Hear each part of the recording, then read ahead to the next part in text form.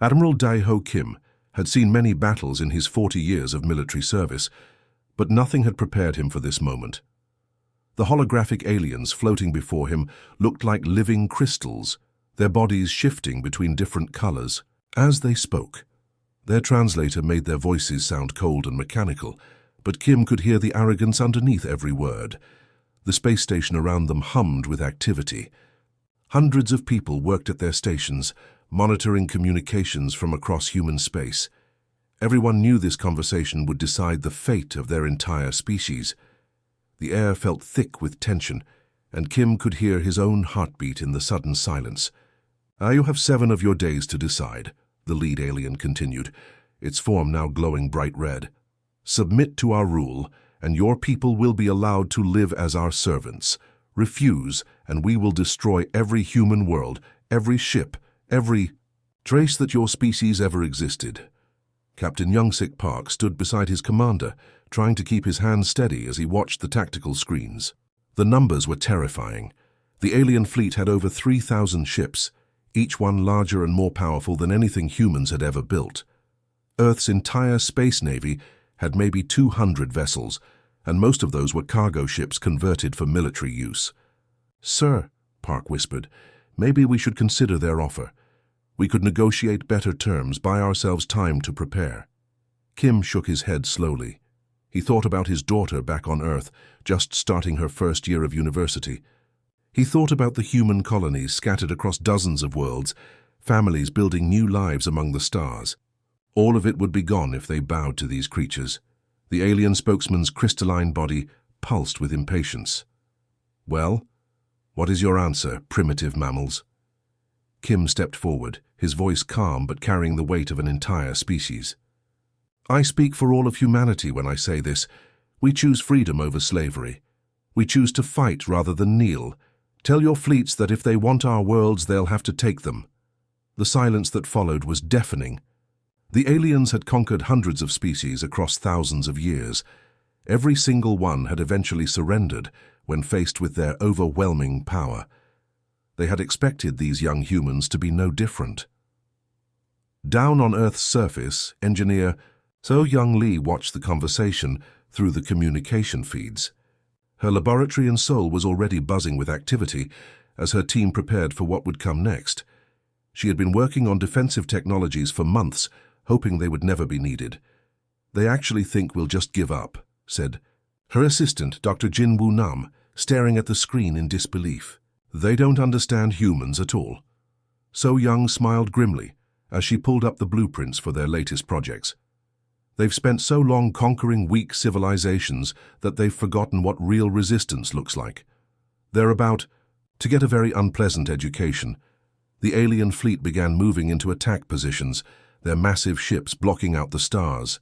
But across human space, something was awakening. In every colony, on every ship, in every military base, the same message was spreading. Humanity had chosen to stand and fight. The war was about to begin, and the galaxy would never be the same. The mining colony on Kepler 442b was nothing special to look at, just a collection of prefab buildings, giant drilling machines, and storage. Tanks scattered across a rocky landscape under an orange sky. Most of the 300 colonists were miners, engineers, and their families, who had come here to extract rare metals from the planet's crust. Min-Ho Chang had been running this operation for 2 years now. He was a practical man who solved problems with whatever tools he had available. When the colony's water recycler broke down, he fixed it with spare parts from a broken mining robot. When the communications array got damaged in a storm, he rebuilt it using components from old computers. That kind of thinking was about to save everyone's lives. The alien attack ships appeared on the colony's sensors like dark shadows against the stars. Chang watched them approach on his monitor screen, counting 12 sleek vessels that looked like deadly metal fish swimming through space. Each one was 3 times larger than the colony's biggest building, and their weapons could turn the entire settlement into dust in minutes. "Sir, we should evacuate to the emergency shelters," suggested his deputy Lee Sang-min. But they both knew those underground bunkers wouldn't protect them from the kind of firepower heading their way.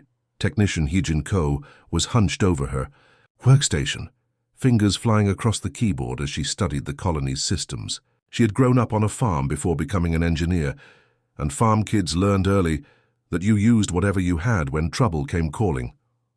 "The ore processors are still running," she called out suddenly, her voice cutting through the panic.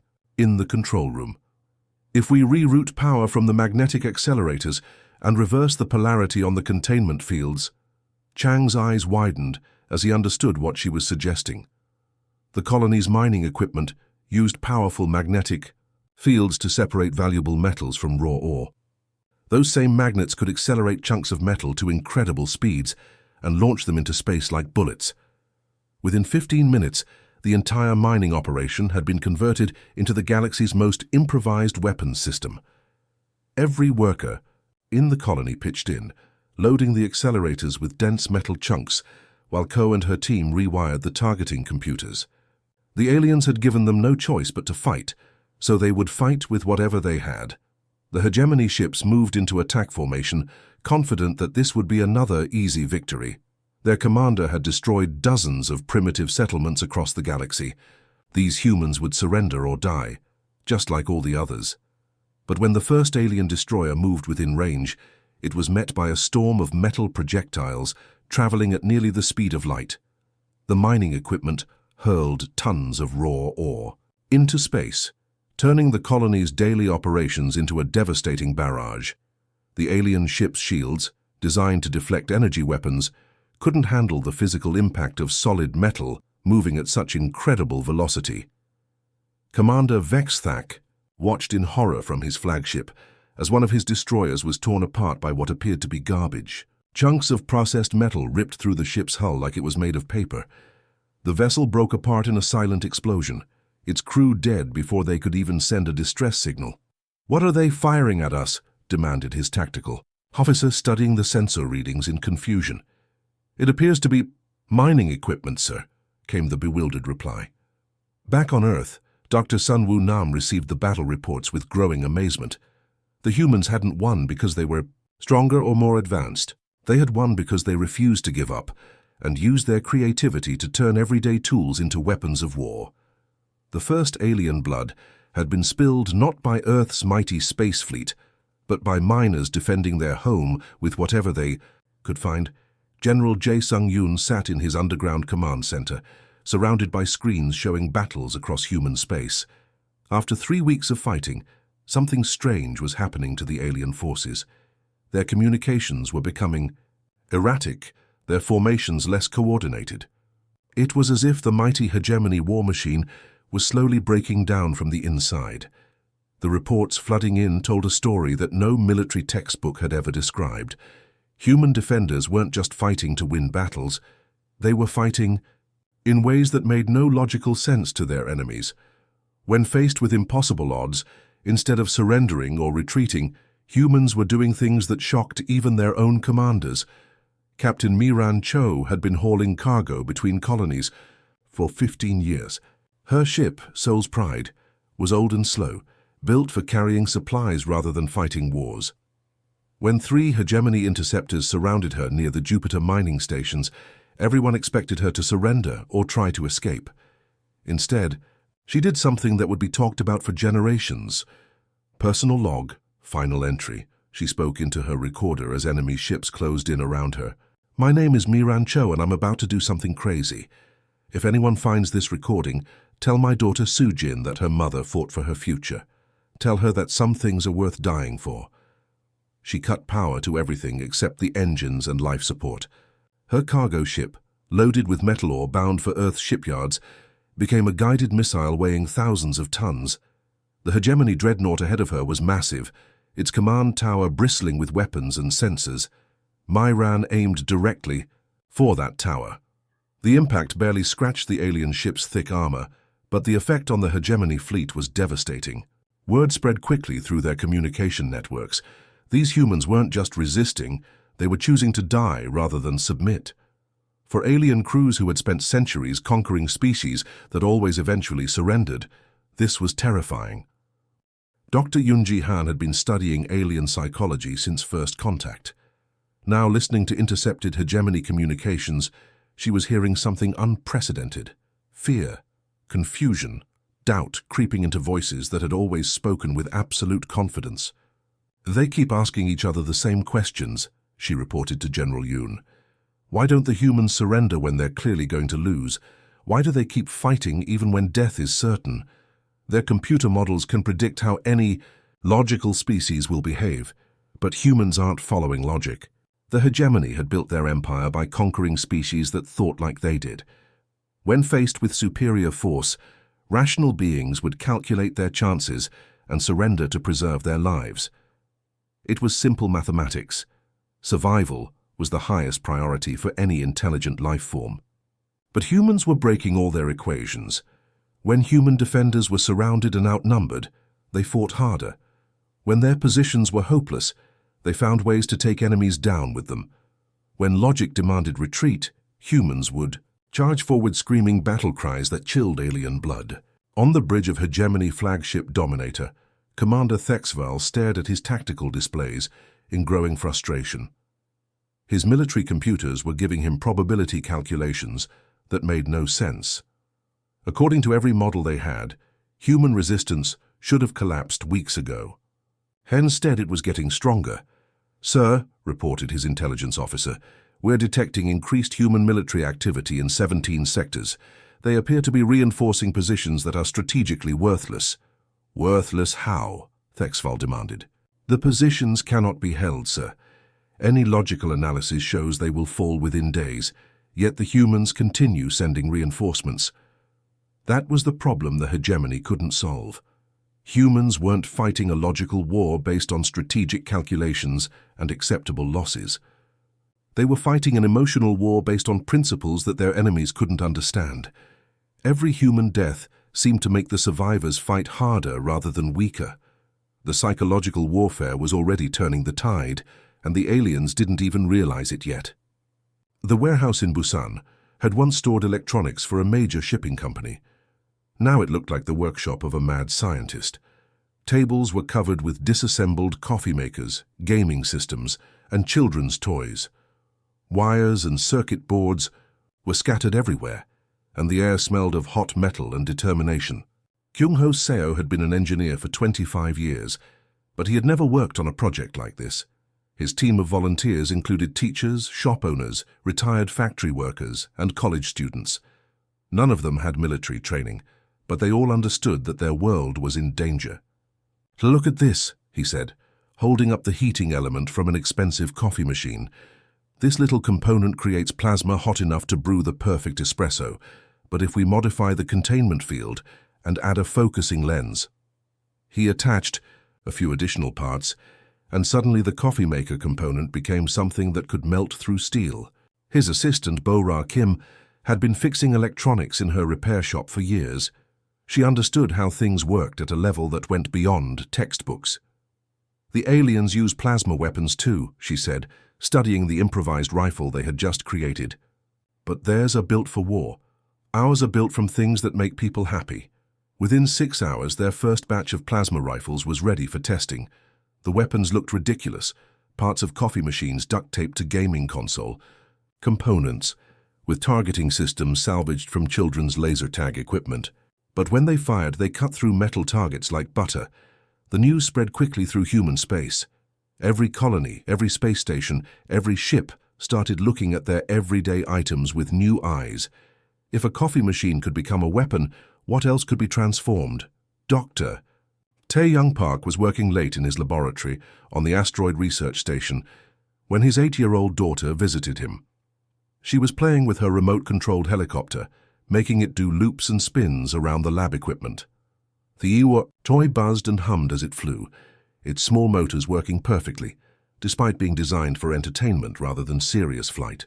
"Daddy, why are the bad aliens so hard to hit?" she asked innocently.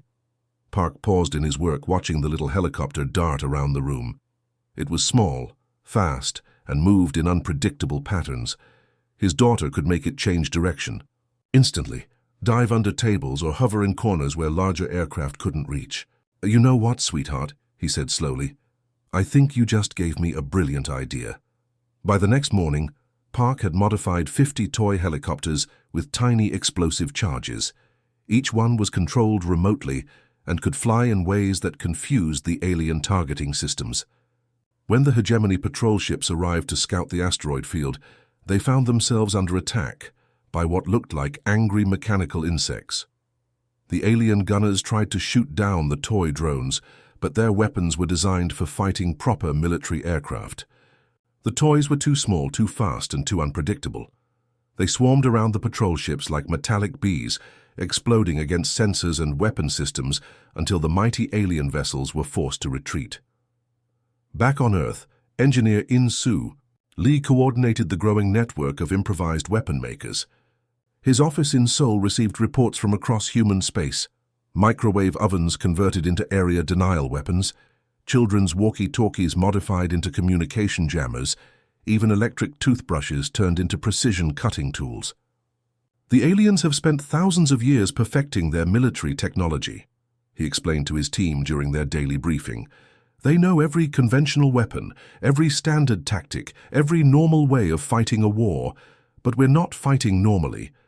The hegemony military computers were having nervous breakdowns trying to categorize the human weapons. Their threat assessment programs couldn't classify devices that had never been designed for combat. How do you defend against an enemy whose deadliest weapons started life as household appliances? The improvised arms race was changing everything, and the aliens were falling behind fast. The news from New Jeju colony hit Earth like a punch to the gut. The images were brutal and clear, entire neighborhoods reduced to smoking craters, families who had been building new lives among the stars now gone forever. The alien attack had been merciless, designed to break human spirit through sheer terror. Instead, it had the opposite effect. CEO Dong-hyun Park was reviewing profit charts in his Seoul office when his assistant burst in with the breaking news. On the screen, he watched rescue workers pulling survivors from the rubble while fires burned in the background. These weren't soldiers or military targets. They were teachers, farmers, shop owners, and their children. Park stood up slowly, his quarterly reports forgotten. He walked to the window overlooking his company's massive manufacturing complex, where thousands of workers produced consumer electronics for markets across human space. Within the hour, every production line would be retooled for war. Cancel all civilian contracts, he told his board of directors during an emergency meeting. Every factory, every worker, every resource we have goes toward the war effort immediately. Anyone who has a problem with that can find a new job. His decision rippled across the corporate world. Within days, companies that had been competitors for decades were sharing resources and expertise. Toy manufacturers started producing military drones. Clothing factories began making armor. Food processing plants converted their equipment to manufacture ammunition. Dr. Ji-hai Choi hadn't slept properly in 3 days. Her research laboratory, which had been working on medical applications for nanotechnology, was now racing to develop new defensive systems. Her team of scientists had grown from 12 to over 200 as researchers from around the globe joined their efforts. "We're not just fighting for our research grants anymore," she told her exhausted team during a brief break. "We're fighting for the right of human science to exist at all." The global scientific community had transformed overnight. Researchers who had spent years guarding their discoveries jealously now shared everything freely. Competing theories were tested simultaneously, failed experiments were documented and shared immediately, so others wouldn't waste time repeating mistakes. Even in the most remote corners of human space, the response was the same.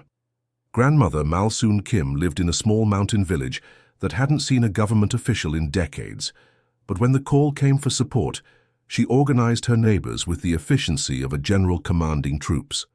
"My grandson is serving on a patrol ship near Mars," she explained to anyone who would listen. "Every bullet, every meal, every spare part we can send might save his life or someone else's child." The village's contribution was small, some preserved. Food, hand-knitted socks, and a few thousand credits scraped together from pension funds. But multiplied across millions of similar communities, it became a flood of support that amazed even Earth's military planners. The aliens monitoring human communications were witnessing something they had never seen before. In every previous conquest, the target species had fragmented under pressure. Governments fell as populations lost faith.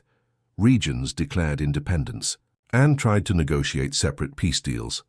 Individuals hoarded resources and looked out only for themselves, but humans were doing the exact opposite.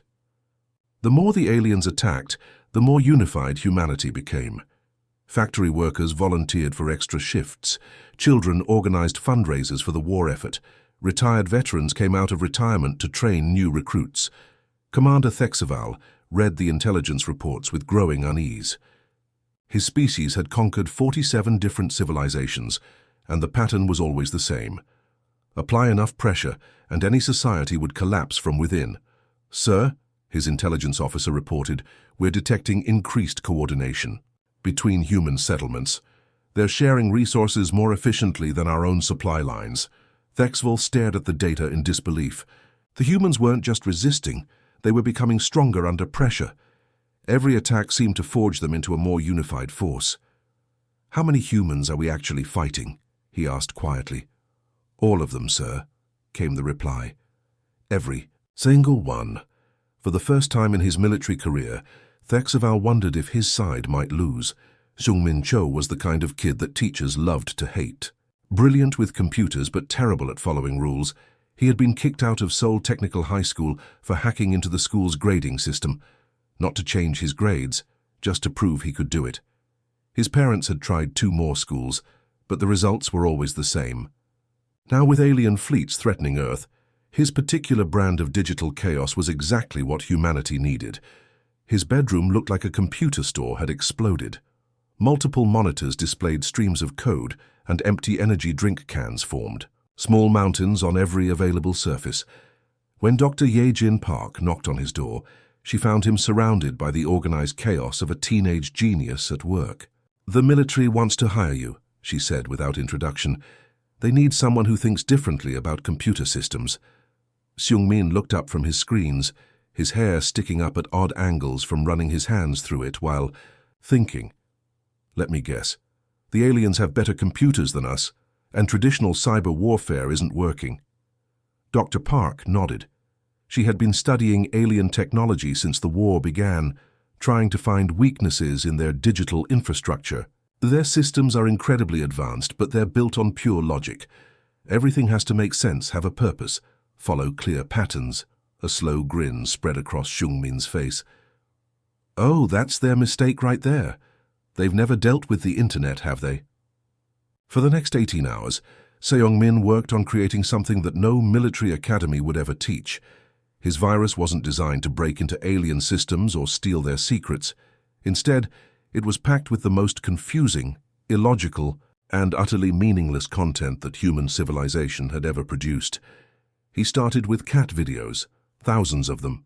Cats playing piano, cats afraid of cucumbers, cats wearing tiny hats. Then he added memes that had made humans laugh for decades but made no logical sense. Dancing babies, confused-looking frogs, endless debates about whether a hot dog was a sandwich. "This is either going to save humanity or get us all killed," he muttered, adding a collection of internet comments where people argued passionately about completely ridiculous topics. His masterpiece was a section dedicated to videos of people doing silly dances for no apparent reason, mixed with jokes that only made sense if you understood 50 other jokes first. When the virus launched, it spread through the hegemony communication networks like digital wildfire.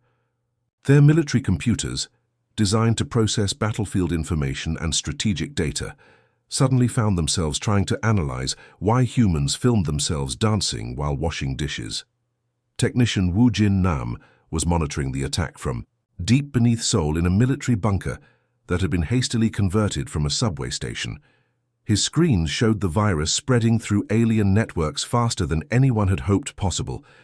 "Sir, you need to see this," he called to his commander, barely able to contain his laughter. "The alien fleet coordination is completely breaking down. Their tactical computers are sending orders like, 'Initiate friendship protocol,' and 'remember to like and subscribe.'" Across the galaxy, hegemony fleets that had operated with perfect coordination for thousands of years suddenly couldn't communicate with each other.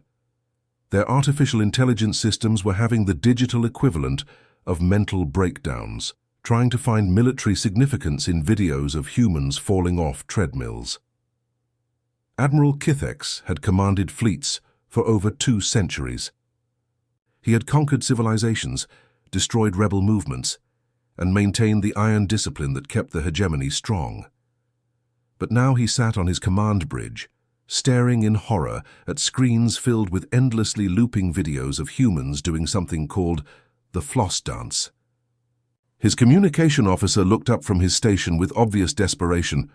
"Sir, we're receiving what appears to be tactical data, but it keeps telling us that winter is coming and asking if we want to build a snowman." The virus had turned the hegemony's greatest strength, their unified command structure, into their greatest weakness. Ships scattered across multiple star systems were now isolated, cut off from central command by a flood of digital nonsense that their logical minds simply couldn't process. The war had taken its strangest turn yet, and humanity was winning it, with the power of pure weaponized absurdity. The aliens thought they knew everything about human military strength. Their scouts had counted ships, analyzed weapon signatures, and calculated that humanity possessed roughly 200 combat vessels. It was a respectable force for such a young species, but nothing that couldn't be overwhelmed by superior numbers and technology. They were about to discover just how wrong they were. Deep in the asteroid belt between Mars and Jupiter, mining operations that had been extracting metals for decades suddenly went dark on all commercial channels. What the aliens didn't realize was that these weren't just mines anymore. They had become secret shipyards, hidden construction facilities where humans had been building their real fleet. Captain Hanul Song stood on the bridge of Busan's Revenge, watching her crew prepare for their first combat mission. Her ship looked nothing like the sleek destroyers in military textbooks. Built from the frame of an old cargo hauler, it had been reinforced with mining equipment, fitted with improvised weapons and covered in armor plating, salvaged from a dozen different sources. "Ma'am, all systems show green," reported her engineering officer, a former mechanic named Park Jun-ho, who had volunteered the day after his hometown was attacked. "She's not pretty, but she'll fight." Song's crew was a mix of cargo pilots, mining, engineers and civilians who had learned to fight because they had no other choice. They had trained together for only 3 weeks, but they moved with the focused energy of people defending their families. Engineer Hyun-woo Bae had overseen the construction of over 50 vessels just like this one. Each ship was unique because each one had been built using whatever materials were available at the time. Some had hulls reinforced with asteroid mining drills. Others used civilian communication arrays modified for military targeting. Every safety regulation had been thrown out the window in favor of one simple question: will it help us fight? "I've broken every engineering rule I learned in school," he told his assistant while watching the fleet prepare to launch. But desperate. Times call for desperate solutions. The hidden fleet that emerged from human space defied every principle of military design. There were cargo ships fitted with missile launchers, racing yachts converted into fast attack craft, and even luxury cruise liners that had been turned into troop transports. None of them looked like proper warships, but all of them were ready to fight. Pilot Soo-Jin Lee climbed into her fighter, a machine that had started life as a racing craft designed for weekend competitions. The cockpit still had cup holders and a sound system, but now it also carried weapons that could punch holes through alien armor. Her training had consisted of simulator time and a few practice flights, but her motivation was simple. The aliens had killed her brother on New Jeju colony. The hegemony tactical computers went crazy trying to analyze the approaching human fleet. Every ship was different, with unique capabilities and unpredictable performance characteristics. How do you plan a battle against an enemy whose own ships don't follow consistent patterns? "Sir, we're detecting over 800 human vessels," reported tactical analyst Kexthon to his increasingly nervous commanders. "But none of them match our database of known ship classes. They appear to be improvised." Fleet Admiral Vorthek had spent 3 centuries conquering civilizations across the galaxy. He understood conventional warfare, standard ship designs, predictable tactical formations. But the human fleet approaching his position looked like a collection of spare parts that had somehow learned to fly. "What are their primary weapon systems?" he demanded. "Unknown, sir. Every ship appears to have different armaments. Some are using modified industrial equipment as weapons. Others have jury-rigged civilian technology into military applications. We cannot predict their combat capabilities. The battle began like no other in galactic history. Human ships attacked from impossible angles using weapons that shouldn't have existed. A converted mining vessel used its ore processing equipment to launch devastating projectile attacks. A luxury yacht, its passenger cabins now filled with missiles, performed maneuvers that would have been impossible for a conventional warship. Vorthek watched his carefully planned battle formations crumble as human ships did things that military logic said were impossible. They were sacrificing efficiency for unpredictability, trading standard tactics for pure creative chaos. The humans weren't just fighting a war, they were inventing new ways to fight it in real time with whatever tools they could find. Proxima Station had been humanity's furthest outpost, a research facility orbiting the red dwarf star that gave it its name. When the hegemony forces surrounded it, everyone expected the siege to last maybe a week. The humans were outnumbered 50-1, cut off from reinforcements with no hope of escape.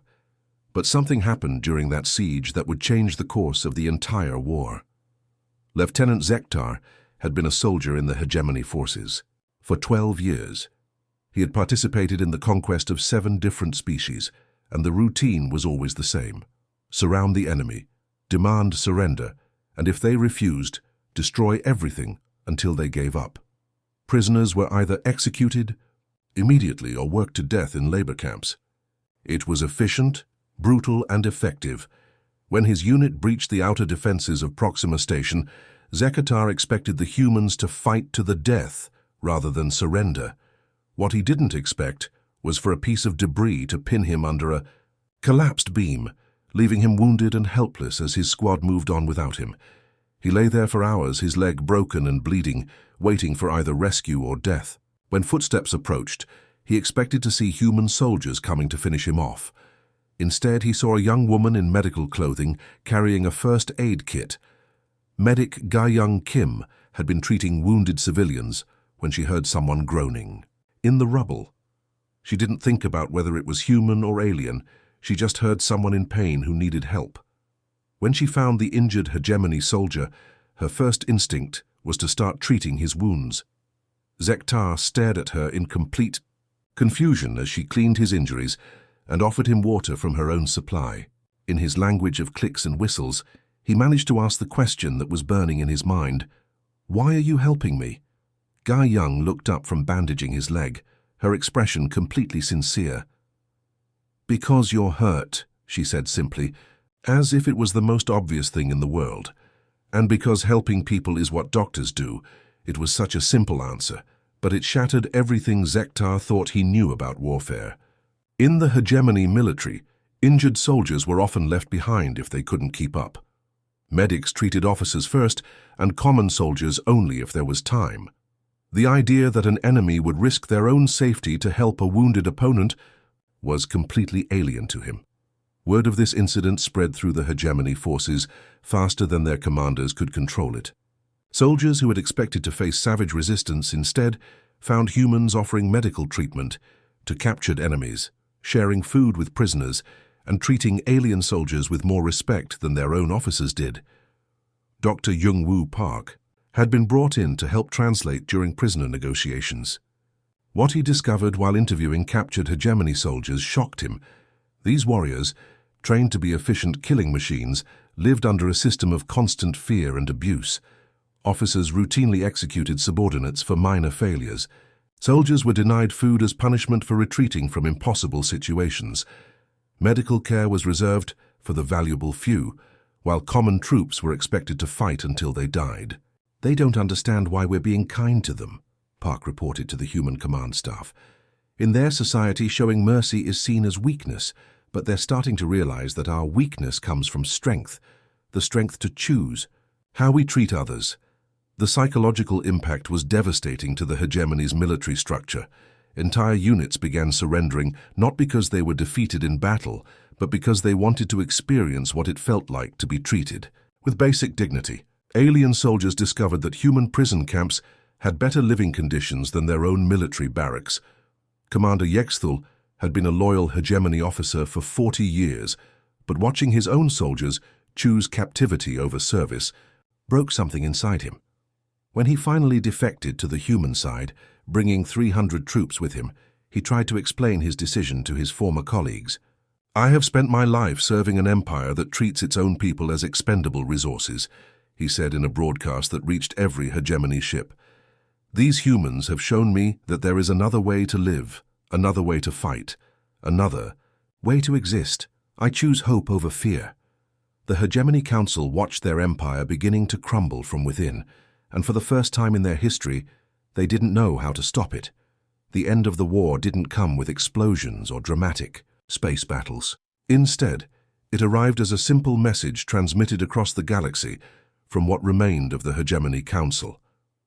After thousands of years of absolute rule, their empire was dissolving, and they knew it. Ambassador Sun Ho Kim had spent his career negotiating trade deals and diplomatic treaties.